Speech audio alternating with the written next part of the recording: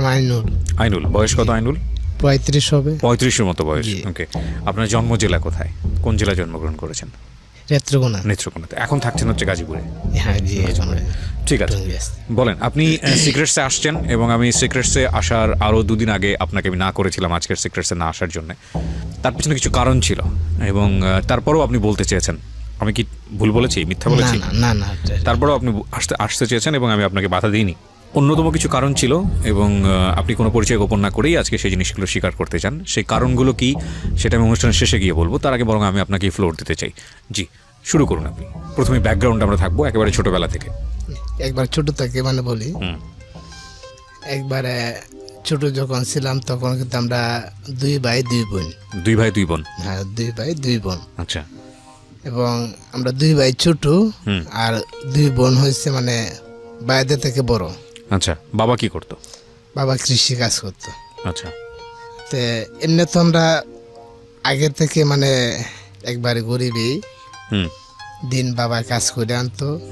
তো কাজ করে আনার পরে তো কিন্তু মানে ইয়ার পরে তো দেখা গেছে কিন্তু মানে খুবই ভালো গেছে। তখন আমরা 2টা ভাই ছোট, বড় বোন মানে বিয়া দিছে। তো বড় বোনের বিয়া দিছে, আমার বাবা নিজের ইনকাম দিয়ে বিয়া দিছে। কারোর কাছে মানে 10 টাকা হাত পাতে নেই। তো আমাদের গোষ্ঠীর লোকেরা কিন্তু বলছে যে আমরা কিছু তোমার উঠায় দিই।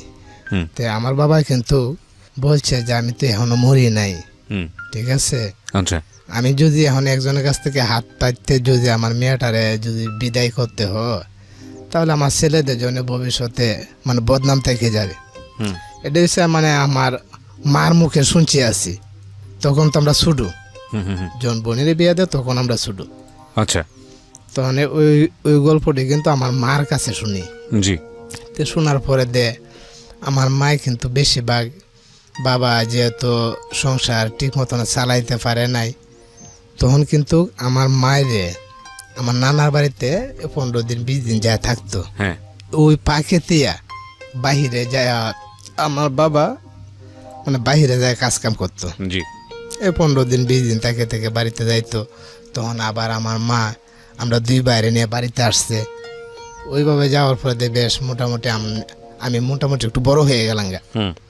আমার বড় বোনের যে গ্রামে বিয়া দিছি ওই গ্রামে একজন মাস্টার ছিল। জি। ওই মাস্টারের ঘরে আমার বোন জামাই মানে মানে আমার কাজে লাগাই দিছি। আচ্ছা। তার দুধের গাভী ছিল একটা, দেখো তুই মানে এই জায়গা থাক। ওনার ঘরে আমি প্রায় 1-1.5 বছর রয়েছি। মানে ওইটা হচ্ছে পেটের বাতে কোনো বেতন নাই। আচ্ছা, ঠিক আছে, কোনো বেতন নাই। এই গাভীটার জন্য ঘাস কাটা। লেখাপড়া নাই ওই বয়সে আপনাকে? না, তখন তো ছোট থাকতে। আচ্ছা, একেবারেই ছোট। হ্যাঁ, উনি কিন্তু মাস্টার। আচ্ছা। মাস্টার থাকলেও লোকটা মানে খুবই ভালো ছিল।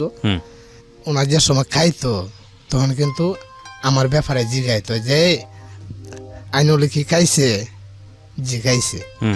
না গেলে আইনুল আস। তখন তার সাথে বয়ে খাইতাম। তার সাথে বয়ে খাইতে গেলে কিন্তু দেখা গেছে কি আমি সব কিছু মানে ঠিক পাইছি। তে কাজেই ওইটার জন্যে মাস্টারনের কিছু বলবো না। মাস্টারনে আমার সাথে দুর্ব্যবহার করে নাই, এই দিছে। কিন্তু মাস্টারের সাথে বসতে গেলে ওনার নাম ছিল নুর ইসলাম মাস্টার। জি। ওনার সাথে খাইতে গেলে যেমন মানে ওই তাদের মানে উনি যা খাইছে তাই পাইছি। আচ্ছা, এভাবে বেশ মোটামুটি আমি ভালো একটু ডাঙ্গর হয়ে গেছি। হ্যাঁ, চলাফেরা করার মতন আমি একটু ডাঙ্গর হয়ে গেছি। তখন এই মুহূর্তে আমাদের পাশাপাশি একটা গ্রাম আছে। জি। তো ওই জায়গা আমার বাবা কি হচ্ছে 2000 টাকা দিয়া, আচ্ছা, 8 মাসে 2000 টাকা দিয়া আমার ওই ঘরে দিয়া দিছে। তা আম ঘরে দিকে কিন্তু সারের লড়াইও। সারের লড়াই মানে সারের লড়াই? হ্যাঁ, সারের লড়াই। আচ্ছা। তো ওনার একটা সার আছে, আমি কিন্তু ছোট, অনেক বড় একটা সার। জি। তাই 8 মাসের জন্য মানে 2000 টাকা দিয়ে ওনার ঘরে দিছে। ওই সার পালার জন্য? সার পালার জন্য, লড়াইয়ের সার? হ্যাঁ, লড়াই সার। আচ্ছা। ওনার নাম হয়েছে মানে হোসেন মেম্বার। এই ঘরে 8 মাস থাকার পরে দেয় ওখান দিয়ে গেছে তাদের সন্তানের মতো আমি হয়েছি কি। তার 2টা মেয়ে আছে, নাজমা, পুষ্পা।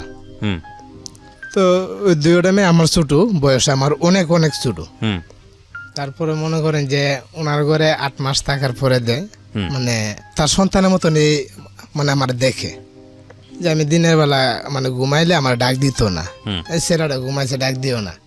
তো ওনারা মামা ডাকতাম আর তার ওয়াইফের মানে মামি ডাকতাম। ওকে। তে এখন 8 মাস থাকার পরে আমারে মানে এইটুকুই ছেলের মতো দেখছে। কিভাবে দেখা গেছে বিছনার তলে কিন্তু উনি সবসময় টাকা রাখতে বারিশের নিচে। তা ওইটা তো আপনারা মানে বুঝবেন না, ডাবা আছে না, ডাবা মানে যে আগেরকার মানুষে মানে হুক্কা দিয়া মানে তামুক খাইতো। তো ওই ডাবা দিয়া মানে মানে তামুক খাইতো। তো আমার তো আইসার একটু তামুক নিয়ে, তা আমি ওইটা ভরে নিয়ে মানে দিতাম। তো উনি খাইতো, কিন্তু উনি ডাক দেওয়ার সঙ্গে সঙ্গে আমিও যাইতাম। ওনার ওয়াইফও আমার খুবই আদর করছে আর মেম্বারও তো আদর করছি। তে আস্তে আস্তে তার ঘরে থাকি মানে কৃষিকাজের যে একটা অভিজ্ঞতা, হাল চাষ, সার বুনানি, ধান সিডানি, ওইটা মোটামুটি তার ঘরে থেকে আমি শিখছি। আচ্ছা। তো শিখার পরে দেখা গেছে কি রাত্রেবেলা আমি কিন্তু ছোট, তখন মনে করেন বয়স হইলো আমার 12-13। ঠিক আছে, আমি ছোট। রাত্রেবেলা সারের লড়াই, এই সার নিয়ে এক জায়গায় সারের লড়াই দেওয়াইতেছে। দেওয়াইতে গেলে তো মানে আমিও গেছি, ওই সারের সামনে দিয়ে ধরে মানে মানে আমি গেছি। তো গেলে আমার তো মনের আনন্দে মানে আমার সার জিতবে। হ্যাঁ, তা মামাও কইছে যে এছাড়া তুই দড়িটা ধর। তো এটা কিন্তু এই সারগুলোটা কিন্তু এই মেম্বারে কিন্তু মানতো না। ঠিক আছে, মেম্বারে মানতো না, সারগুলো মানতো না মানে বুঝলাম না।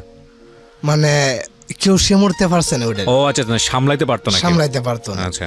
হ্যাঁ, এবং কি মামি আম্মা আর আমি হেবিটে যাইলো মানে মানে নিয়ে আইতাছে, আমি যাইলে তো কোনো কথাই না। যত আগে থাক তার মানে আর কেউ লাগে না, মানে আপনি খুব ভালো করে সামলাইতে পারতেন। হ্যাঁ, আমি যেমন ডাক দিতাম সেইভাবে আসতো। জি। তো হঠাৎ করে এইভাবে সারা লড়াই দিছি, দেওয়ার পর মানে জিতে গেছে গা। না সরি, একটু ভুল হয়ে গেছে। তো যখন দিছে দেওয়ার পরে আমার সারডারে তখন কিন্তু আমারই, হ্যাঁ, মেম্বারে যে এটা না আমারই। জি। তখন গাড়ির মধ্যে একটা গায়ে দিয়ে দিছে, যে সারে লগে দিছে গায়ে দিয়ে আপনার সারকে।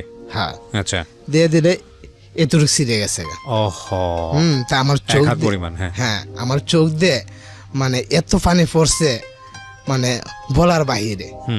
তো যাই হোক, এমনি সার জিততেছে গা, আর কোনো মানে কষ্ট নাই। তো সার নিয়ে বাড়িতে আসছি। হ্যাঁ, তো প্রায় মেম্বারের প্রায় 10-15 হাজার টাকা খরচ হয়েছে। যে মুহূর্তে 10-15 হাজার টাকা খরচ হয়েছে, এই মুহূর্তে কিন্তু মানে বিশাল একটা ব্যাপার স্যাপার। তো বাড়িতে আসলাম, আসার পরে বা একতে কিছুদিন পরে ওই মেম্বারে কি হচ্ছে, আমি আমার বাড়িতে গেছি। হ্যাঁ, বাড়িতে গেলে তো মেম্বারে কি হচ্ছে, ওই সারডারে সুডায় গাঙ্গে নিব ধোয়ানির জন্য। জি। তে সামনে একটা রাস্তা আছে, ওই রাস্তার পারে যাইতে মেম্বারে ডাইরেক্ট পার দিয়ে দোষে। তে এই পার এমন পাড়ি দিছে যে আল্লাহ তারে মানে জীবিত হয়ে গেছে। একবার ফালায় আসি, একবার মানে গাই দিতেছে। মানে ওর মালিককে? হ্যাঁ, মালিক। মালিককেও পছন্দ করে না, তো মালিক আবার সার রেখে দিয়েছে হচ্ছে ফাইট করার জন্য। হ্যাঁ, ঠিক বুঝলাম না আমি, আপনাদের এলাকায় এত জনপ্রিয় এই খেলা? হ্যাঁ, তো ওনা কিন্তু সবসময় এই একটা সার রাখতোই। তখন মার দিয়ে এইভাবে দিলে তো অনেকক্ষণ বড় ইয়েও করেছে। মামি আম্মা কি হচ্ছে, কেউ মানে এই সারের কাছে যাইতে পারে নাই। তা মামি আম্মা কি হচ্ছে, দৌড়ে গেছে। কোথাতে আমি তো প্রথমে আপনারা না হচ্ছিলাম যে ওই ছেলে আয়োগ 2 দিন না দেওয়াল হোক, সমস্যা ছিল কি, তোমার তো দেখতেই হারে না। তে যায়া এই গরুরে আনছে, আনলে বাঁধছে। তো এই মামারে নিয়ে মেডিকেলে গেছে। আমি তো শূন্যে দৌড়ে কান্দে আইছি বাড়িতে। ঠিক আছে, তখন আপনার বয়স কত? তখন 12-13। মানে একটা জিনিস একটু বুঝতে হবে, যারা শুনছেন সিক্রেটস তাদেরকে বলবো, প্রিয় শ্রোতা, সিচুয়েশনালি ও কী ধরনের পরিবেশে বড় হচ্ছে, দ্যাট ইজ মোস্ট ইম্পর্টেন্ট। 12-13 বছর বয়সে একটা ছেলের লেখাপড়া করার কথা। আপনি তো স্কুলে যাননি? না, না, একেবারেই যাননি। স্কুলে যায়নি, এবং সে তার জীবন কাটছে হচ্ছে একটা সারের পেছনে শৈশবটা, এবং বলগাহীন সার যেটাকে বলা হয়, লাগামহীন সার, যেটাকে ফাইট করার জন্য ব্যবহার করা হয় এলাকাতে। কথা বুঝতে, হ্যাঁ, তখন তো কারণ তার ভাইয়ের যেহেতু মারিয়া রাইছে, এবারে তো মাথা ঠিক নাই, ঠিক আছে। আপনাকে গালি দিয়েছে? হ্যাঁ, আপনাকে গালি দিয়েছে? হ্যাঁ, গালি দিলেও মানে আমি মনে, কিন্তু তার সন্তানের মতন কিন্তু আমার গালি দিয়েছে। আচ্ছা, অর্থাৎ মানে আমার গায়ে লাগে নাই। নিজের সন্তানরা যেভাবে শাসন করে আমারও কিন্তু এইভাবেই করে, কিন্তু আমার এক বিন্দু কিন্তু কষ্ট মানে কষ্ট লাগে নাই। ওই সার বিক্রি করে দিব। তা গ্রামের লোকেরা বলছে এটাই, ও সরি না একটু ভুল রয়ে গেছে, তে ওটা কিন্তু রাত্রেবেলা মানে ঘাস খাওয়াইতো। তা আমি কি করতাম, একা একাই এই সার ছুটায়া রাত্রেবেলা বিলে নিয়ে যেতাম মাঠে। আচ্ছা, রাতের বেলা? হ্যাঁ, রাইতে 2টা-3টা দিকে আমি নিয়ে যেতাম। আমার ভয় জিনিসটা কি ভূত পেতনি, ওটা কিন্তু আমার মানে লাগে নাই। তো এবার প্রতিদিনই মানে নিতাম, নেওয়ার পর দিয়ে ঘাস টাস খাওয়াই আনতাম, আনার পরে দিয়ে রাত্রেবেলা জাগনা তাই, দিনের বেলা ঘুমাই। হ্যাঁ, আর মানুষের ক্ষেত্রে ধান খাড়া ওটা কিন্তু এই গ্রামের লোকেরাই মানে একবারে ফ্রি দিয়ে দিচ্ছে। কিভাবে দিছে, যে আপনার ক্ষেতের মাদেন এক হাতা আর ওই ক্ষেতের মাদেন মানে এক হাতা, ওই ক্ষেতের মাদে এক হাতা, মানে ফুল চোখের মাদেন মানে কাটতে হবে। এটা ফুল গ্রামের মানুষ দিয়ে দিছে, যেহেতু নাম করে একটা ষাঁড় গরু। হ্যাঁ, তো এরপরে তো কিন্তু গ্রামের লোকেরা কইছে এই ষাঁড়টা যদি বেচো তা আমরা গ্রামের লোকেরা কিন্তু রাখবো। আচ্ছা, তো গ্রামের লোকেরা সিদ্ধান্ত করছে কি বেচে লাইব। তো গ্রামের লোকেরা কইতাছে ঠিক আছে, ওইটা আমরা মানে জবাই খাবো। জবাই করে খাবে? হ্যাঁ, জবাই করে খাবো। তখন এটা মানে 60,000 টাকা তখন বিক্রি হয়েছে। আচ্ছা, তারপরে তো মনে করেন এইভাবে মনে হয় টুকটাক করে মনে করেন বেশ আমরা এই দিনগুলো গেছে, আমরা 2টা ভাই মানে বড় হয়ে গেলাম গা। এরপরে দেখা গেছে কি আমি ওই মেম্বারে মানে জ খেলাইতো, তো জ খেলানোর পরে তার অর্থ সম্পদ শেষ করে লাইছি। ঠিক আছে, হ্যাঁ, যার সার ছিল, যার সার ছিল, ওকে, তার অর্থ সম্পদ শেষ করে লাইছে। তার আমার রাখার মতন আর কোনো অবস্থা নাই, মানে ইয়েও নাই গিয়ে।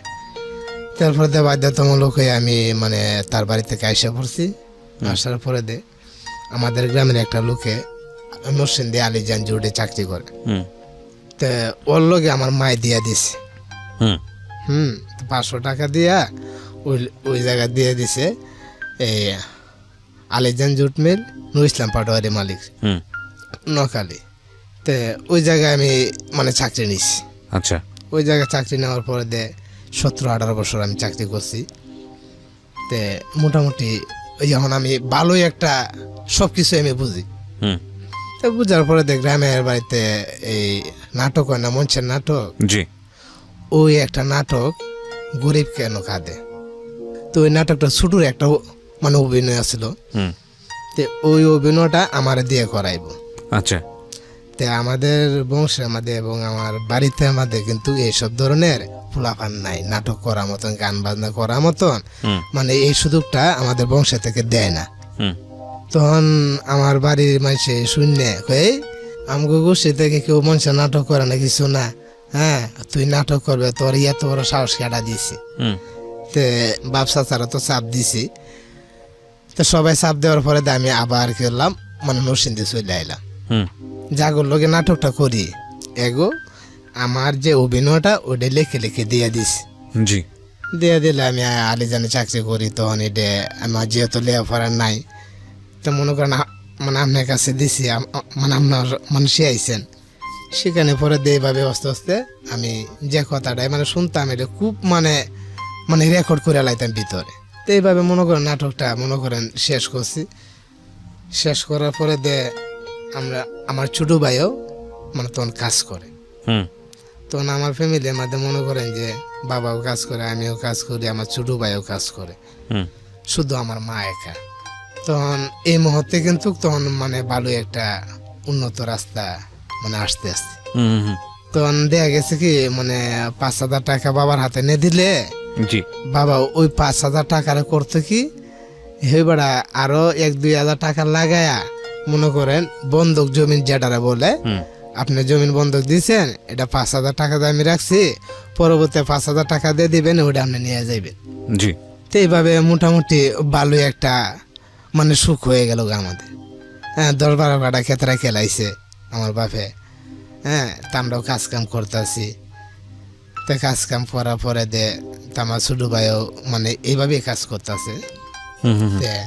আমার বাবা কি হচ্ছে, ওই আমি যারে বিয়ে নিছি তো তার কিন্তু ভাই বোন কেউই নেই, অর্থাৎ আমার গ্রামেরই।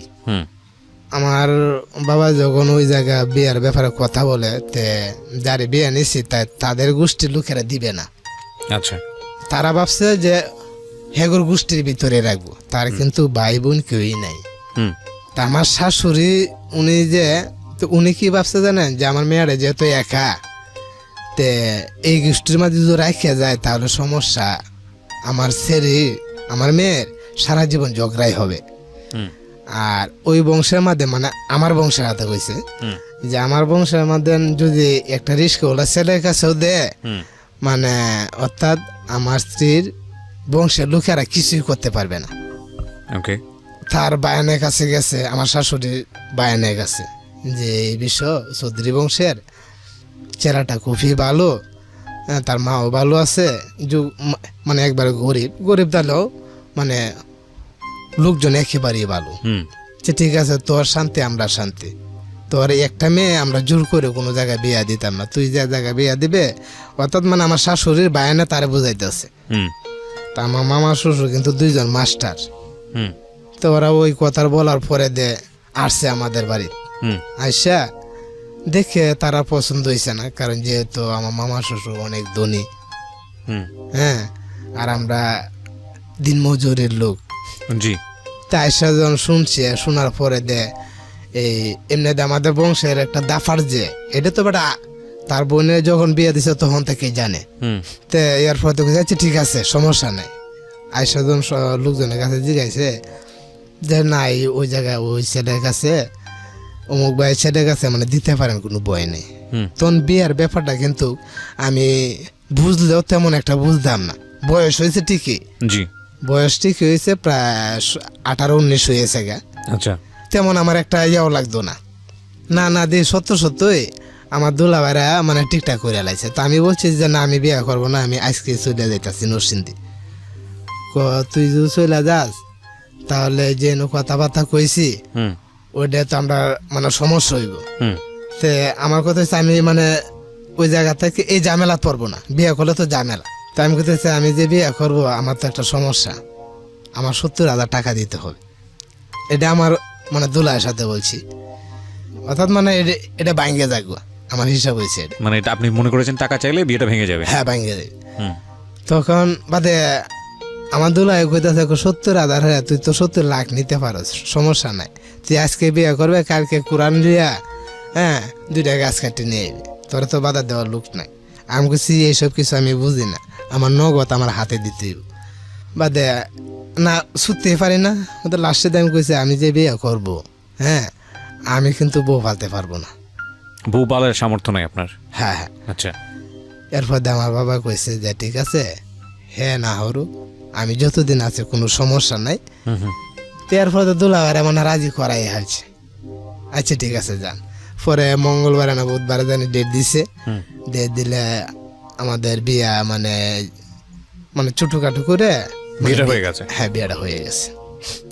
তো বিয়েটা ডকুমেন্টটা কিন্তু একবার সীমিত দিছে, আমার মামা শ্বশুরে দিছে। আচ্ছা। যে ডকুমেন্টের টাকা দিয়া বাদ কাপড় দেয় না। হ্যাঁ, এই যার সুখ আছে এমনিতে সুখ আসে। তো এইসব কথা কইয়া তা মামা শ্বশুরে যেটা বলছে এইভাবে ডকুমেন্ট করছে। ওই জায়গাটা থেকে আমি একটা জিনিস যেটা বুঝি সেটা হলো যে আপনার যে ফ্যামিলি অবস্থা ছিল, সেই ফ্যামিলি অবস্থা থেকে আপনি একটা অবস্থা সম্পন্ন পরিবারে বিয়ে করলেন, তাই তো? হ্যাঁ। তো আপনার তো দিন আনে দিন খাওয়ার মতো অবস্থা, তো আপনাকে তারা কি দেখে বিয়ে দিল?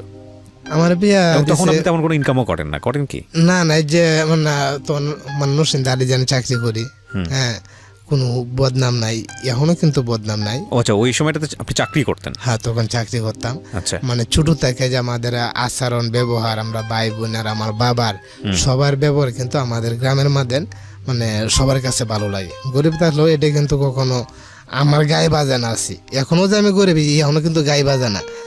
আচ্ছা আচ্ছা, ওকে, তে ঠিক আছে। আমরা এই 15 দিন পরে আমি আবার আমার নরসিংদী চলে এলাম তারে তুই। আচ্ছা। তো আমার বোঝাইলো আচ্ছা ঠিক আছে তুমি চলে যাও, আবার মানে কিছুদিন পরে আইসো। হুম তাই আমি আইসা 2-3 মাস হয়ে গেছে হুম যাই নাই। তখন আমার দুলাভাই নিয়ে গেছে, নিয়ে যাওয়ার পরে তখন দেখতেছি যে জান্নাত চলার মতন মানে একটু মানে হিমশিম খেলায়। তখন তখন এই মুহূর্তে আমার বাবা মারা গেছে। হুম। না আমার বাবা মারা গেছে তখন আমার প্রথম ছেলে হয়েছে একটা। জি। ছেলেটাও আর প্রায় 13 মাস পরে মারা গেছে। তো আমার বাবা যে মারা গেছে এরকম সিস্টেমে মারা গেছে। তো উনি যখন মারা যায় গর্ভবতী ছিল প্রায় 1 বছর, মানে কোনো কাজ কাম করতে পারে নাই।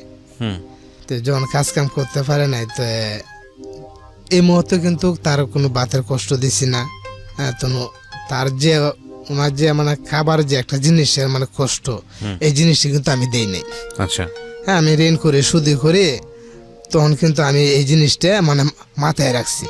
চাইল থাকতে চাইল আনতাম, মানে হাট বাজার থাকতে হাট বাজার এনে দিয়ে দিতাম। আমি যে জায়গায় থাকতাম কিন্তু আমার এখনো সংসারের প্রতি এই নেশাটা কিন্তু মানে রয়ে গেছে।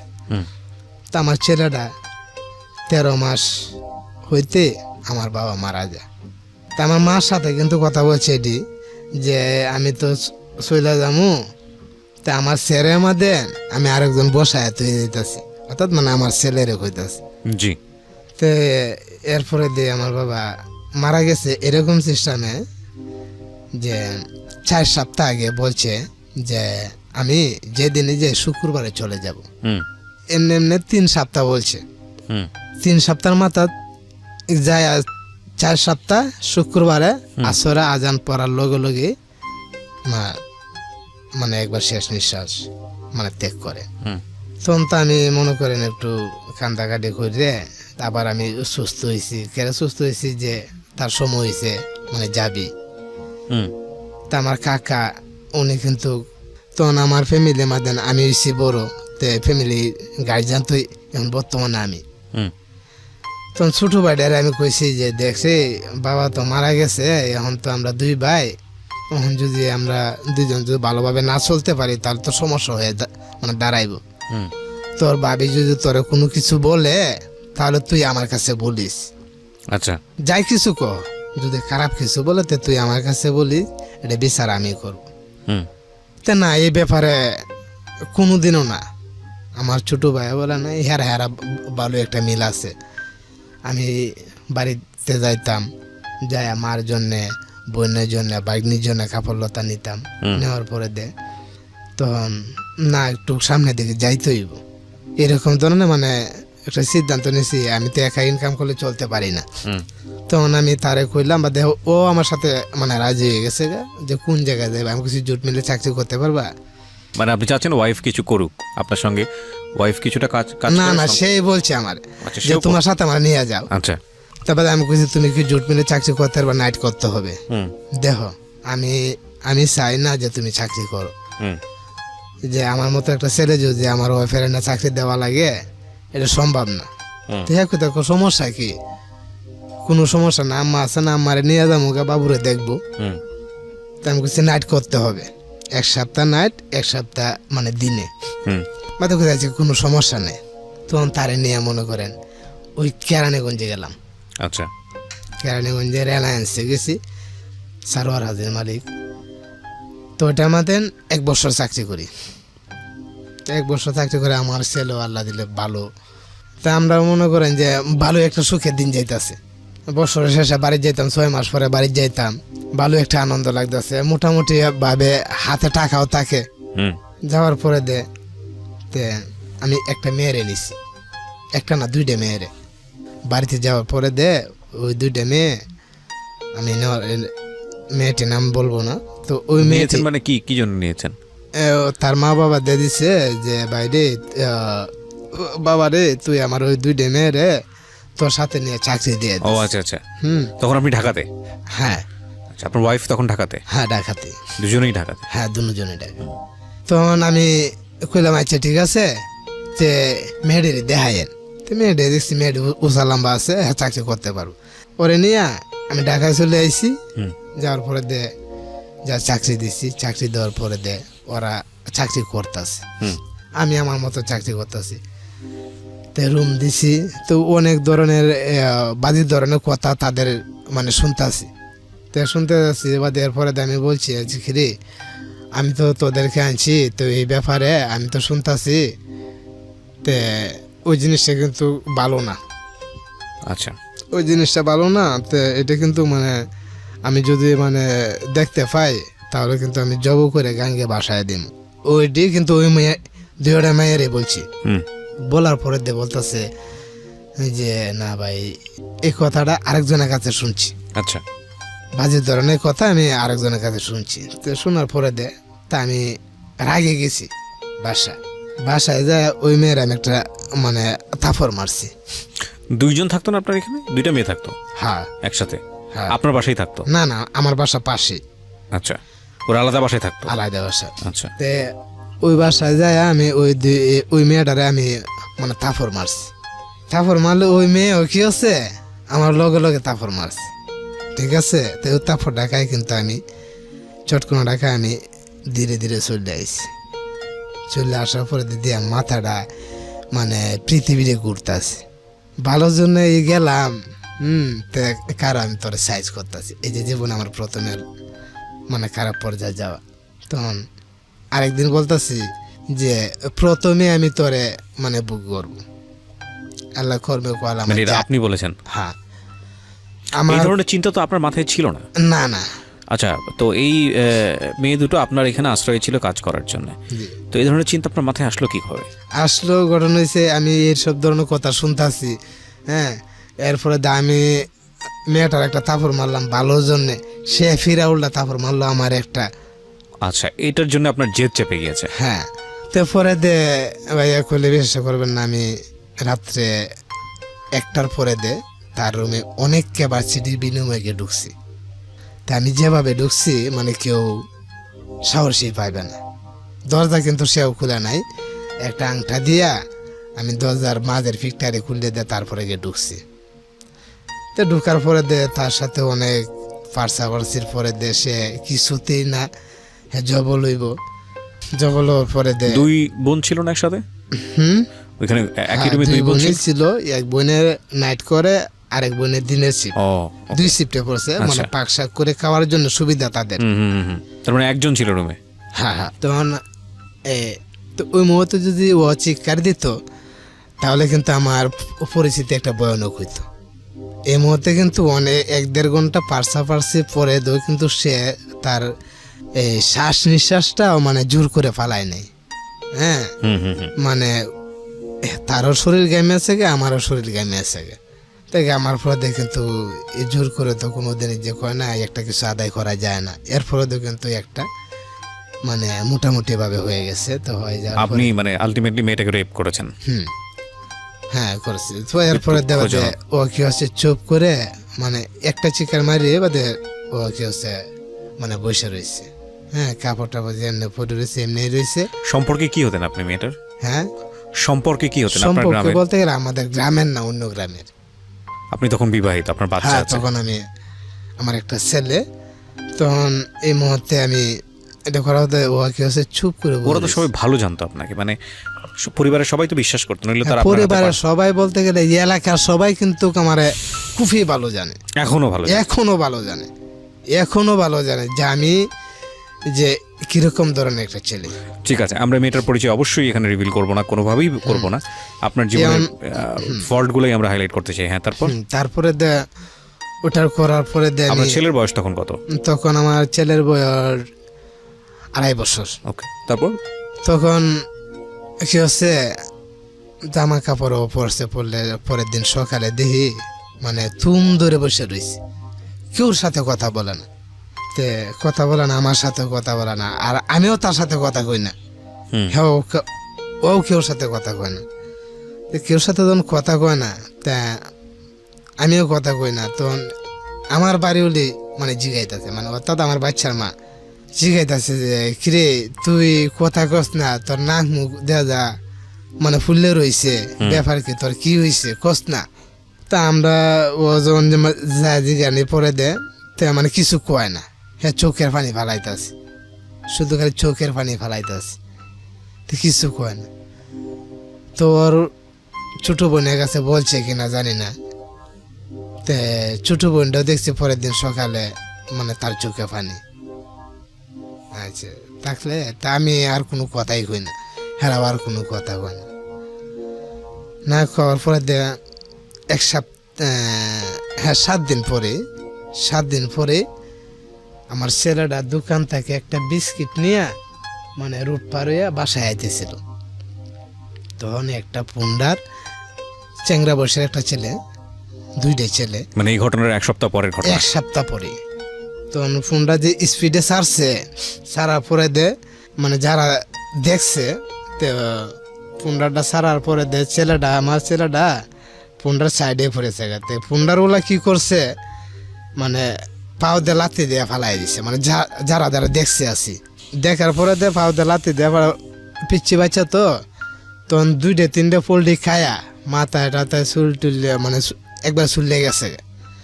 চুলে যাওয়ার পরে দেখি কলফার আইনা পানি ডালতেছে। তখন আমি দিনের বেলা ডিউটি করে ঘুমাইছি, তখন 4টা বাজে অ্যাক্সিডেন্টটা হয়েছে। অ্যাক্সিডেন্টটা পরে আমি যখন এই শূন্যে আমি ঘুম থেকে একটা লাফ দিয়ে উঠি, ওঠার পরে দেখতেছি যে আমার বাচ্চার এই অবস্থা। আমি একটা চিৎকারে দিই, অর্থাৎ আমার বাড়ি হলেও একটা চিৎকারে দিছে। আর কোনো বাচ্চা কি হয়েছে ওই সময়টাতে, স্পটে কি হয়েছে? স্পটে বলতে গেলে কোনো সেন্স নাই না। হ্যাঁ আমি দেখতে পাচ্ছি এটুকে চেহারাটা মানে লীল হয়ে গেছে। ওকে, তারপর? লীল হয়ে গেছে, স্বাস্থ্য বাচ্চা তো মানে লীল হয়ে গেছে। তো অনেক লোকজনে পানি টানি ডালতেছে, এর মধ্যে আমরা দুজনে আবার অন্য লোকজনে পানি টানি ডালতেছে, বাড়ি ভরেছে। এর মধ্যে ফুলাহানে দেখছি কোম্পানি ফুলাহানে রাস্তার মধ্যে গাড়ি ভাঙচুর করতেছে। তো ভাঙচুর করতেছে, তে এর মধ্যে নেই মানে এই কোম্পানির মেকানিক্যাল ইঞ্জিনিয়ার শাহ আলম সাহেব উনি আসছে, আইসা এই ফুলাহানটা থামাইছে। 5-10 মিনিট ভিতরে পুলিশ আসছে, আইসে এই রুট ক্লিয়ার করছে। আচ্ছা ক্লিয়ার করার পরে মোটরসাইকেল ওলা তো মোটরসাইকেল নিয়ে চলে গেছে। যাওয়ার পরে ছেলেরে নিয়ে কেউ বলে ইয়েও আছে, দম আছে। তা আমি বলছি মানে মেডিকেলে নাও, আমি এইটুকুই বলছি, আমার কোনো জ্ঞান নাই। মেডিকেলে ইয়েতে আনছে, বুড়িগঙ্গা ব্রিজ আছে না, জি, এই ব্রিজের লগে একটা মেডিকেল আছে, মেডিকেলটার নামটা আমার মনে নাই। এই মেডিকেলে নিয়ে আইছে। তো ওই মেডিকেলে আমরাও আসছি। হ্যাঁ আমরা আসছি মানে সিএনজি দিয়ে মেডিকেলে নিয়ে ঢুকাইছে, আরেকটা লোকে নিয়ে ঢুকাইছে আমার বাচ্চাটারে, আরেকটা লোকে নিয়ে ঢুকাইছে। বা দিদি 5-10 মিনিট পরে আবার বাচ্চাটারে মানে কুলো করে নিয়ে যেতেছে। তখন আমি বললাম যে কি হইলো, ভর্তি করলো না কেন? তো কইতাছে না এই মেডিকেলে তো ডাক্তার না গিয়ে অন্য মানে যার কুলে বাচ্চাটা ও বলতেছে ওই মেডিকেলে ডাক্তার নাই, অন্য মেডিকেলে নিতে হইব। তো তোমরা এই গাড়ি যাও, আমি মেডিকেলে নিতে আসি। ওকে, তা আমি মানে মানি না। তা আমার গেছে লগের ডেরে মানে ইয়াও করে ওই সিএনজির মাঝে উঠাইয়া বাসায় নিয়ে গেছে। তা আমার বাচ্চারা নিচ্ছে অন্য একটা গাড়ি তো নেওয়ার পরে তা আমার ছেলে নাই। আচ্ছা দেশের বাড়ি গেলাম, যায়া মাটি টাটি দিলাম, দিয়ে আবার এখানে আসলাম। আসার পরে ওই মেয়েটা আমার বলতেছে যে এই গাড়িটা তোর বুকের উঠে যাইলো না কেরে। কাকে বলছে? আমারে বলছে। আচ্ছা, ওই মেয়েটা তখনও আপনার সঙ্গে আছে? হ্যাঁ হ্যাঁ। ও, তে কইতাছে যে এই গাড়িটা তোর বুকের উপরে গেল না, মানে যে মেয়েটাকে আপনি সপ্তাহখানেক আগে রেপ করেছেন। হ্যাঁ হ্যাঁ। এখানে একটা বিষয় খুব জরুরি প্রিয় শ্রোতা, দেখুন ওনার জীবনের ইনসিডেন্টটাকে উনি মনে করছে যে ঘটনাটা ওনার ছেলের সঙ্গে ঘটতে যাচ্ছে। আপনারা এখনও জানেন না কি ঘটেছে, cause I know the story. তো উনি ওনার জায়গা থেকে মনে করছেন এটা ওর পাপ কাজের শাস্তি আল্লাহ ওনাকে দিয়েছেন। এটা ওনার ওপিনিয়ন, আমরা তুলে ধরছি জাস্ট। হ্যাঁ বলেন। তারপরে আমি পরে শুনলাম ওই মেয়েটা অজ্ঞান হয়ে পড়ে আসছিল। আমার ছেলেটা যখন অ্যাক্সিডেন্ট হয়েছে, যখন মারা গেছে তখন অজ্ঞান হয়ে পড়ে আসছিল এই বাজারে, রোহিতপুরের বাজারে মেডিকেলে নিয়ে মানে ভর্তি করছে। ওই আমার ছেলের অ্যাক্সিডেন্টটা মানে দেখে। তা আমার ছেলের জন্য ও মানে স্টপ করছে, করার পরে দে যাই হোক মেডিকেল থেকে হয়ে গেছে, যাওয়ার পরে দে আমি যাওয়ার পরে দে আমারে অনেক কিছু বলছে যে আমি তো বাবুর জন্য কিছু ইয়েও করি নাই, তোর বুকের উপরে দিয়ে দিত তুই শেষ হইতে। তো এটা কইয়া বাদে আমি আরেকবার কিছু নির্বিধি ভাবে সুযোগ পায়া আমি যাই তার হাতে পাওয়া দৌড়ি। তারপর হ্যাঁ, কারণ যেহেতু আমার প্রথম সন্তান, হুম তাই আমি হাতে পাওয়া দৌড়ে আমি বুঝেছি যে তুমি যে শাস্তি দিবা, একটা হাতে আমি একটা মানে তার মানে ছুরি আপনি নিয়ে- মনে করছেন যে ওর বদদোয়া লেগেছে, হুম, মেয়েটার হাতে পায়ে ধরেছেন আপনি। হুম, হুম আমি একটা হাতে ছুরি নিয়ে গেছি, নিয়ে তার হাতে দিছি। আমি বুঝেছি যে তুই ওইটার ব্যাপারে যদি কোনো তোর মনের মধ্যে কোনো কিছু রাহস এখন এই মুহূর্তে হ্যাঁ আমার গায়ে দিয়ে ফেলাই দে, আমি কোনো বাধা দেব না। বাধা কইছে ঠিক আছে যাও, তুমি আর ভেঙে পড়ো না, আমার মন থেকে আর কোনো কিছু নাই, হুম মন থেকে সম্পূর্ণ আমি একবার বাদ দিয়ে দিছি। মাফ করে দিয়েছি। হ্যাঁ, মাফ করে দিয়ে দিছি। তো তুমি নামাজ পড়ো দোয়া করো, এরকম সন্তান তোমার আবার আসবে। আমি যত জানি ধর্মীয়ভাবে বিষয়টা খুব সেন্সিটিভ, খুবই সেন্সিটিভ। একটা হচ্ছে যে এই জেনার সময়টা যেটা হচ্ছে জেনা বলা হয় আমাদের ধর্মীয় দৃষ্টিকোণ থেকে, এবং এটি সময়ের সময় আত্মরক্ষার জন্যে মেয়েটা চাইলে আত্মরক্ষা করার জন্য যা ইচ্ছা করতে পারে। যা ইচ্ছা বলতে চাইলে যদি এমন হয় যে মেরে ফেলতে হবে, হ্যাঁ, আত্মরক্ষা করার জন্য, এটাও আমাদের ধর্মে সাপোর্ট করে। আমি যদি ভুল না বলে থাকি, আমি ধর্মীয় বেত্তা নই, আমার কোনো জিনিস ভুল হতে পারে, বাট আমার যতটুকু আমার নলেজে মনে আছে। এবং ওই সময়টাতে যদি সেভ করতে গিয়ে, নিজেকে সেভ করতে গিয়ে কেউ যদি মারাও যায়, তাহলে তার শহীদের দরজা, এটা বলা হয়ে থাকে। তো আমি জানি না মাফ করার কোনো বিধান আছে কিনা। মাফ করা তো আল্লাহ তো বলেছে মানুষকে মাফ করে দেওয়ার জন্য। তবে আপনি মাফ চেয়েছিলেন তার কাছে মূলত আপনার সন্তান 1 সপ্তাহের মধ্যে অ্যাক্সিডেন্ট হয়ে মারা যাওয়ার কারণে। দেখুন, এই পুরো বিষয়গুলোই না আপেক্ষিক বিষয়। আমরা আমাদের রেডিও অনুষ্ঠানের জায়গাটা থেকে আমরা বলতে পারি না যে আপনি অপরাধ করেছেন সুতরাং আল্লাহ আপনাকে এই শাস্তি দিয়েছে, এটা বলার কোনো সুযোগ নাই। কিন্তু আপনার ফিলিংসের জায়গাগুলো এরকম, সেই জায়গাটা থেকে আমরা বিষয়টাকে উপস্থাপন করছি। ওকে, বলেন তারপর। তারপরে দে না ও দেখছি এখন আমার সাথে কথা টথা বলে, তো বলা হলো যে আমার বাড়ি হলে কিন্তু এখনো পর্যন্ত জানে নাই, সে আর আমি জানি। এই আজকে প্রথম জানলো? আজকে এই যে এই মুহূর্তে বলতেছি। হুম তা এই ঘটনা আমি এখনো কেউর কাছে বলি নাই। হুম তে যাই হোক, আমরা কাজ কাম করতে আসছি, ওই মেয়েও দেখছি আমার রুমে থেকে তরকারি নে আমার রুমে দেওয়া যায়। হুম তো দিয়ে যাওয়ার পরে দে ওই যে বড় মেয়েটা হুম আবার মানে গর্বে আসে। তো অর্থাৎ আমার ফ্যামিলির লোকের, আমার বোন সকলরা, বইনানরা, বোন জামাইরা, তে আমার ওয়াইফারে কিন্তু অনেক কিছু বলছে গেলে এডি তুই রাগ কর, তোর কারণে আমার বাইফুত গেল, হ্যাঁ তুই যারা কস এডিও, হ্যাঁ এটা কিন্তু আমি জানতাছি যে ওর কারণে তো কোনো কিছু হয়েছে না, হয়েছে তো আমার কারণে। হুম এরপরে দে আবার যখন হ্যাঁ সন্তান হবে, তখন আমার ফ্যামিলির সবাই, আমার মা, বোন সকল, বায়ন সবাই আবার খুশি। হুম বাদে ওই আমার বড়টা মেয়ে হইছে, ওই মেয়েটা ওর পরে দে তখন আমার বোনে কইতাছে আচ্ছা ঠিক আছে, আমার ভাইয়ের ছেলেটা নিয়ে গেছিল গা, আর একটা ছেলে দিত, একটা ছেলে দিয়ে তারপরে একটা মেয়ে দিত। তা আমার ভাইয়ের মনটা তো মানে উঠবে না। তারপরে দে ও কিছুদিন চাকরি করে করবো না, বাড়ি যাইবো গা, নাইট করা ভালো লাগে না। হুম তা আমি কইছি আচ্ছা ঠিক আছে, নাইট করা যদি ভালো না লাগে তা তুমি যাও গা, বাড়িতে যাও গা, আমি একা একা মানে কাজ করতে তাই, সমস্যা কি? এরপরে তো তোমার আম্মা আছে, আমার আর সমস্যা কি? হ্যাঁ আচ্ছা যাও। তা আমার শাশুড়ি, আমার বাড়িতে আর একটা শাশি আছে, আমার মা, হুম আমাদের গ্রামের মধ্যে 3টা মহিলা, এমনিদের লোকজনে বসলে কিন্তু বলে যে কোন কোন ব্যক্তিরে কেমন। হুম তো এরা কিন্তু কিছু কিছু সমাজে আমাদের অনেক লোকজনে কিন্তু কথাটি বলে যে এই আমরা গ্রামের মধ্যে মহিলাদের মাঝে ওই 3টা মহিলার মতন কোনো মহিলা নাই। আচ্ছা। হ্যাঁ, আমরা গ্রামে আমার এই সম্পর্কেও এই শাশিও, উনি এখনো বর্তমানে জীবিত আছে, আমার মাও আছে, আর আমার শাশুড়ি তো নাই। তারপরে এই এগো হইছে এত একটা ভালো একটা ব্যক্তি, তারপরে আমি আমার শাশুড়ির কাছে আমার ওয়াইফেরা রাখিয়ে আমি মানে চাকরি করি আবার কেরানীগঞ্জে থেকে চাকরি করে ভালো লাগে না, মানে পুষে না। এই টাকা দিয়ে মানে সংসার চলে না। 1-1.5 টাকা বেতন পাই, 1.5 টাকা পাই, 1400 টাকা পাই, এই 1000 টাকা জায়গা ম্যাচ খরচ আর পকেট খরচ নিয়ে মানে সপ্তাহে বীজ মানে যেটা বলে আছি জায়গা। তারপরে আমি কি করব, চাকরি ছাড়িয়ে দিছি। ছাড়িয়ে দিয়া তো একটা ওসি আসছিল, তো ওসিডে মারা গেছে। এই ওসিডে বর্তমানে তার জিঞ্জিরা বাসা আছে। ওনার চাকরিটা করছে, মূলত চাকরিটা করছে আমার মামা শ্বশুরের অবদান নিয়ে।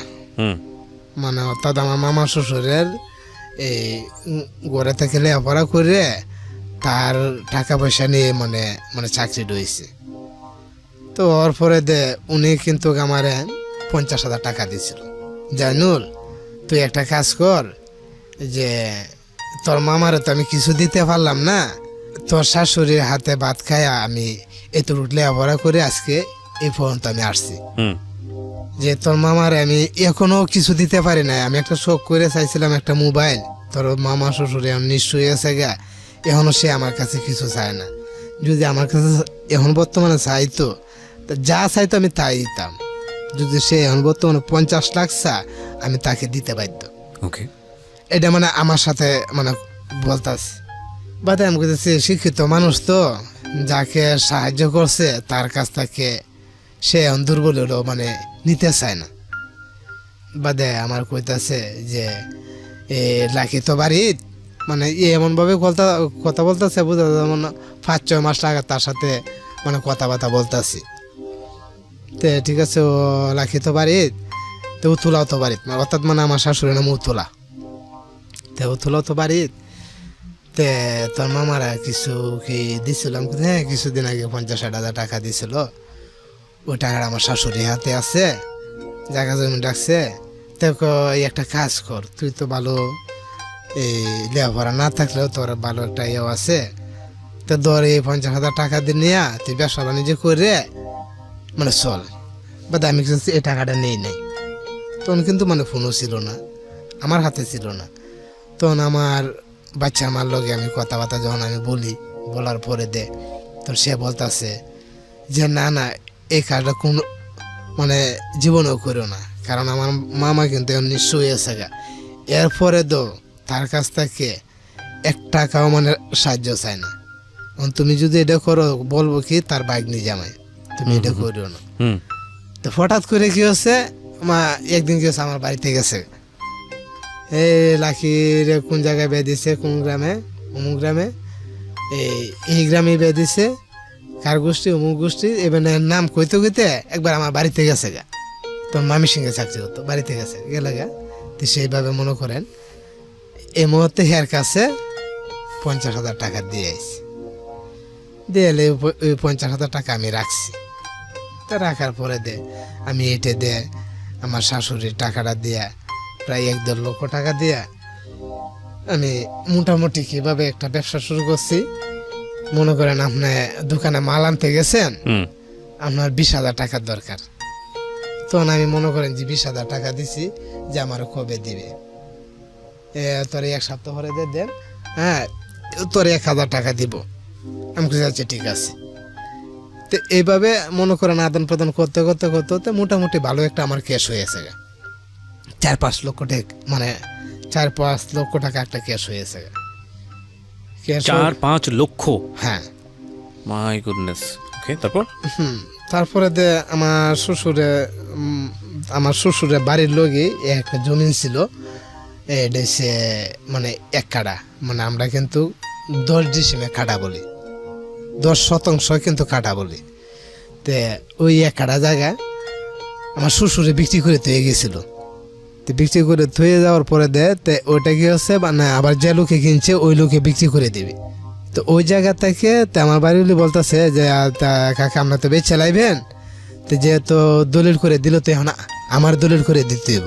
জি হ্যাঁ, আমার যেহেতু ভাই বোন কেউই নাই, আমার দলিল করে দিতে হইব। তো দলিল করে যেহেতু দিতে হইব, তাহলে তুমি একটা কাজ করো, তাহলে তো রাখতে পারো, তুমি রেখে দাও।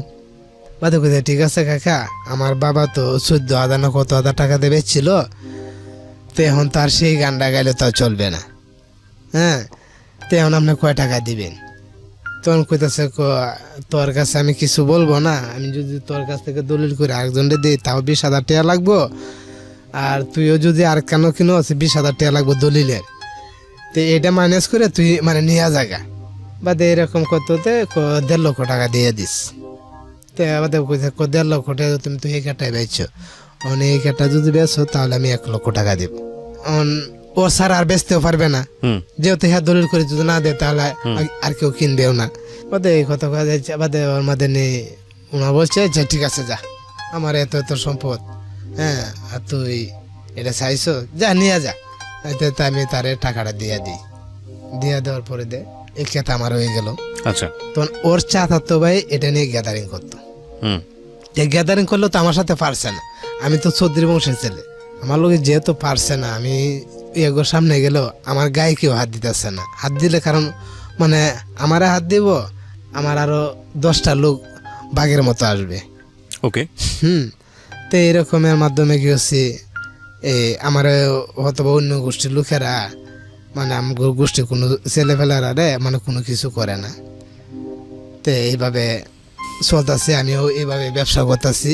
তখন পর আরেকটা মেয়ে হয়েছে আমার। কয় মেয়ে হলো? 2 মেয়ে। তো 2টা মেয়ে হইলে ভাইয়া খুলে ব্যবসা করবেন না, তখন মানে আমার 2টা মেয়ে হচ্ছে যে আমার খারাপ লাগতেছে না, আমার ভালোই। কারণ দেন যে জায়গার মধ্যে মনে করেন আমি 1/2 কেজি তেল আনতে পারি নাই, সেই জায়গার মধ্যে 5 কেজি তেল আনি, 5 কেজি মানে আঙ্গুর ফল আনি, আপেল আনি। হ্যাঁ, এইভাবে হাট বাজারে মানে আমার ইনকাম হইতেছে ভালো, প্রায় প্রতি মাসে 20-30 হাজার টাকা ইনকাম। যে ইনকামটা কিভাবে হইতেছে এর সামনে আসতেছে। জি, মেয়েটা হইলে এই তখন আমার বোন সকলে আবার আমার মা যে আরে আমার ছেলে তো আর শক্তি পাবে না। হ্যাঁ, 2টা মেয়ে হয়েছে গা। আচ্ছা, একটা মেয়ে দিছিল, এখন একটা ছেলে দিত। তখন এটা শুনলে তখন দিই না আমার বাড়ির লোক একটু মনটা একটু দুর্বল। বা আর আমি বলতাম যে দেখ যে কোন জায়গার মধ্যে মনটা আমার দুর্বল করা উচিত, আর এই জায়গার মধ্যে তুমি দুর্বল করে এলাম, এটা তো মানে আমি চাই না। ঠিক আছে, এটা কি তুমি বানাইছো না আমি বানাইছি? আল্লাহ বানাইছি। তো একটা কথা কি জানো, ছেলে হোক মেয়ে হোক, মেয়ে হইলো যদি মানুষের মতো মানুষ করা যায়, মেয়ে হইলো খারাপ না। তো দিয়ে এই কথাটা শুনলে তারও একটু মনটা উঠছে। আর আমার বোন সকলটা আমি কইতাম দূর, তোমরা এই ব্যাপারে কিছু কই না, আমার মন খারাপ হয় না তো তোমরা মন খারাপ হয়। আরে আমার বড় বোনের আমি এটা কইতাম, হ্যাঁ গোর কথা হ্যাঁ গো কয়, আমি হ্যাঁ কইতাম যে তুমি এটা নিয়ে কোনো টেনশন করো না, কেউ কিছু কইতে থাকে, আমি যদি তোমার কিছু না কই তাহলে সেটা একটা কথা। তখন আমার ঘরে ফ্রিজ ডিস মানে সব কিছু মানে উড়াইছি কিভাবে, আমার গ্রামের থেকে এই শহরে যেতে 20 টাকা ভাড়া, রিক্সা ভাড়া মানে 2 জন গেলে মানে 20 টাকা লাগে। ওই 20 টাকা দিয়ে যায় মানে পুরসভার ভিতরে। তখন আমি এই জায়গায় বাসায় নিয়েছি, গ্রাম থেকে বাইরে এসেছি। হ্যাঁ, বাড়ি করতে আছি আমি, মাঝে মাঝে একদিন না দিন যাই, কারণ ফুলা হান্ডে মানুষ করলে ওই জায়গা থাকতে হবে। এরকম ধরনের মানে দুজন একটা ধারণা নিছি নিয়ে ওই জায়গায় থেকে। তাছাড়া আমি যেহেতু মানে ব্যবসাও করি, তা আমার ওই জায়গা থাকতে হবে। আমার ওয়াইফের নামে একটু দুর্নীতি রেকর্ড হইতেছে। কিরকম দুর্নীতি রেকর্ড বলতে গেলে এটি, ও কিন্তু এরকম মানে যে আপনি কে কোন জায়গার মানে একদিন যদি কথা বলে মানে হাসছে মানে রাখে না। ঠিক আছে, তো এইভাবে হ্যাঁ কথাবার্তা বললে তখন আমার বাড়ির লোকেরা, অন্য লোকেরা তো আপনার সামনে ওরে কিছু করতে পারে নাই, বলতেও পারে নাই। আমার গোষ্ঠীর ভিতরে বাড়ির লোকেরা এরা বলছে যে তোর বউ খারাপ হেন তেন। হ্যাঁ, আপনি কোনো প্রমাণ পাননি? না না না, আমি কোনো প্রমাণই পাই না। দেখার লগে যে মুখের লগে আমার চাচাতো ভাই একটা, আপন চাচাতো ভাই না, আমার বাড়িরই, ওর লগে। তো হ্যাঁ, আমার খালি হাতে পাও ধরে তুমি বিশ্বাস করো না, তুমি বিশ্বাস করো না, তোমার সন্তান আছে, আমি তোমার এটা কিরা ঘাটতে কই।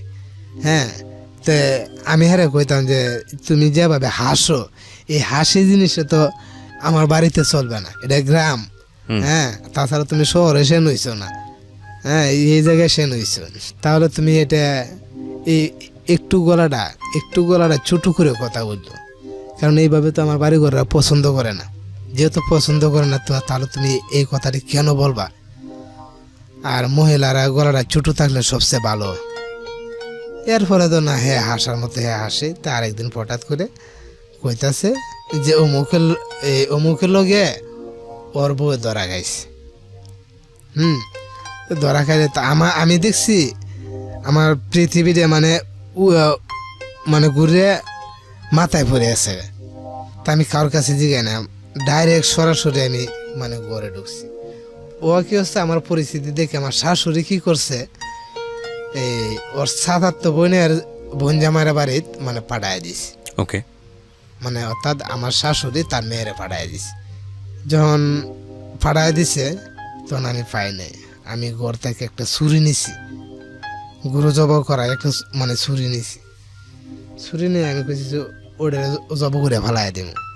পরের দিন দেখি ওর দুলাভাই দেখছি মানে নিয়ে আইতাছে। তে আমি আমার ফুসকুনি পারে, আমরা ফুসকুনি পারে আমি যখন দাঁড়ায় রয়েছি তখন তারা দেখে আমি আবার আমার ঘরে গেছি গে। যেহেতু তার দুলাভাই নিয়ে আইতাছে আমি আমার ঘরে গেছি, গেলে আমি কিছু কই নাই।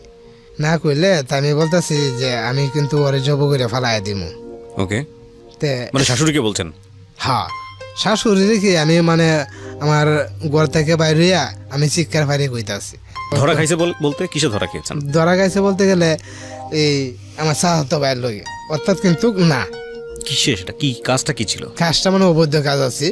অবৈধ কাজ তাহলে কিন্তু অবৈধ কাজ মানে অবৈধ কাজ বলতে তারা যে একটা সম্পর্ক, আচ্ছা, হ্যাঁ হুম, খারাপ যে একটা সম্পর্ক, ওকে, নারী ঘটিত বিষয়। যাই হোক, তারপর তে এই সম্পর্কটা কিন্তু হয় নাই। বাদে পরে যে জিনিসটা আমি বুঝলাম, হুম ওরা দাঁড়ায় কিন্তু গল্প করছিল, তো একটা ছুরি বানাইছি, হুম ওটাতে আমি মারিলাম আমার শাশুড়িকে। এবার শাশুড়িকে মারার জন্য ছুরিটা বানিয়েছেন আপনি? হ্যাঁ হ্যাঁ, আমার শাশুড়ি মারার জন্য আমি বানাইছি। হ্যাঁ, কারণ এই মুহূর্তে তো আমার ওয়াইফ নাই, ঠিক আছে। আপনার ওয়াইফ না থাকার পিছনেই আপনার শাশুড়ির ভূমিকা, আপনি এটাই বলতে চাচ্ছেন? হ্যাঁ হ্যাঁ। ওকে, তখন একবারও মানে ইয়াও আসে না। তখন আমি একটা মাস মানে চিন্তা করি আর সিগারেট টানি, চিন্তা করি আর সিগারেট টানি। চা খাই রাইতে 2টা-3টা বাজে, বাড়ির সামনে আইসা বসি, হুম সিগারেট টানি। আর বাচ্চা আছে তো বাচ্চা তার নানির কাছে আছে, হুম তার নানি নিয়ে শুয়ে থাকে। হ্যাঁ, তখন আমি মানে অনেকটা ইয়েও হয়ে যাই প্রতিদিন মানে কোনো কাজ। তখন আমার ঘোষণা একটাই যে আমি মাইরা লাগবো। চুরিটা আমি নিয়ে সন্ধ্যার সময় বাইরে, কেউ দেখে না। আবার বাজার থেকে বাইরে যে একটা গাছের গোড়া মাঝে রাখিয়ে দিতাম, কারণ বাজারের ভিতরে ধরে তো একজন বন্ধু বান্ধব মানে সাবদে ধরে এলো তখন টার ফায়া লাগব। হুম একটা গাছের গোড়া মাঝে রাখিয়ে দিতাম। আবার বাজার থেকে আসার পথে দেখতাম যদি লোকজন থাকতো তাহলে হেরাই বিদায় করে দিয়ে আমি একা আসতাম। হুম তখন এই ছুরিটা আমি নিয়ে আসতাম, বাড়ির সামনে দিয়ে বসা সিগারেট বিড়ি খাইতাম। হুম আর চিন্তা করতাম আমি না মারিয়ে ফেলবো, যা কপালে যায় আছে, হুম মারবো তো ঠিকই, আমি নিজেও মরবো, এরকম আমার একটা প্ল্যান। আমার সঙ্গে আরেকটারে নিচ্ছি, হুম তো নিলে আমি বলছি যে শুনলি এরকম বিষয়, একটা কাজ করে দিবে? যে দিব। সেও রাজি হয়েছে। তো রাজি হইলে সে কোনো টাকার বিনিময়ে বলতে গেলে কাকে রাজি করিয়েছেন আপনি? আমাদের গ্রামেরই। হুম হ্যাঁ ওকে বলেছেন আপনি যে আপনি কাজটা করবেন? হ্যাঁ হ্যাঁ, এবং সে রাজি হয়েছে? হ্যাঁ রাজি হয়েছে। আমি বলছি ওইটাই তোর আমি মানে 50,000 টাকা দেব। তো ও বলছে ঠিক আছে, কেসটা আমি বুঝবো, ঠিক আছে। আর এই গ্রামের ব্যাপারে তো তুই জানোস, হ্যাঁ আমার গোষ্ঠীর মাঝে মনে করো এই হুমায়ুন চৌধুরী সারা তোর কেসটা হইব না। হ্যাঁ, তো এই বেড়া তো যেহেতু আমার গোষ্ঠী, আমার এই ব্যবসা আছে, তাহলে তোরে কি মারে কি একটা কিছু করবো? আচ্ছা যাই হোক, তুই এটা বিষয় কেসটার ব্যাপার আমি দেখবো। কেস যদি হয় তো এটা আমি দেখবো, আমি হ্যাঁ এটা বলছি, কেসটা আমি দেখবো, তুই করতে পারবি নাকি দেখ। আর যদি না পারস তাহলে কিন্তু আমি তোরে মারি এলাম। ওটা আমি ওরে বলি। বাদে না, ওরে নিয়ে 3 দিন ঘুরান দিছি, সাহসই পায় না। তা সাহস না পাইলে তাই মানে ওরে দিয়ে করানোর চিন্তা ভাবনা করতেছিলেন কিন্তু ও সাহস পায় না? হ্যাঁ, তাই আমি বলছি যে আচ্ছা ঠিক আছে, তোর সাহসটা তো দেখলামই, তা আমার জীবনে আমি কোনো কাজ করি নাই, তা দেখ, হ্যাঁ তুই দেখ আমি কিভাবে করি। দরজাটা, কারণ আমার ঘরের দরজা আমি খুললে তো কেউ মানে কোনো সমস্যা নাই, ঠিক আছে। একটা দিকে আমি দরজাটা 12:30 দিকে, গ্রামের বাড়ি তো 12:30 দিকে আমি দরজাটা খুললে আমি গিয়ে ঘরে ঢুকি, আমার শাশুড়ি ঘুমায় রয়েছে একাই থাকলে আমি মোবাইলে লাইটটা দে এইভাবে আমি দেখি, দেখে তখন মানে আমি প্রায় 2 থেকে 3 মিনিট অনেক দৃশ্য আমি খালি মানে আমার চোখে মানে এই মুহূর্তে বাঁচতেছে। কি দৃশ্য? দৃশ্য বলতে গেলে এই যে অভিমান, যে ইয়া বলে ওর বউ খারাপ, হ্যাঁ বলে হ্যাঁ বউ খারাপ, হ্যাঁ বলে হ্যাঁ মানে মানে সবাই মন্দ বলে বাদে এই দৃশ্যটি মানে আমার চোখে বাঁচতেছে। আর আস্তে আস্তে দিয়ে আমার মাথা মানে একেবারে পুরা গরম হয়ে গেছে। তো এলোমেলো যেটাকে আমি করতেছি, তো ওটা বলছি আবার আমি ঘর থেকে বাড়িয়েছি, বাইরে ঘরে আমি বলছি তুই তো টিসিতে না, তুই বাহিরে দাঁড়া, ঠিক আছে। আমি একবারে মাইরে হ্যাঁ ভালো করে একবারে শোয়ায়া দমটা দিলে ভালোভাবে শোয়া তারপরে আমি আসবো। ও কি হচ্ছে বাইরে গাড়ি রয়েছে, তখন আমি একটা সিস্টেম বুঝি, কারণ আমি জানছি যে আমি একবার পৃথিবী থেকে বিদায় করে দেব। তো এইরকম সিস্টেমে মানে আমি একটা গায়ে দিছি, দেওয়ার পরে আমার শাশুড়ি মানে তার শেষ নিঃশ্বাস মানে শেষ একটা চিৎকারে দিছি, দেওয়ার পরে আমার বাড়িতে কেউ, বাসায় কেউ ছিল না ওই সময়, রুমে কেউ ছিল না এই মুহূর্তে আমার শাশুড়ির রুমে কেউ ছিল না। এবং প্রত্যেক ঘরে ও ভাবছে যে আমার বাড়ির লোকজনই মানে মারছে, ঠিক আছে।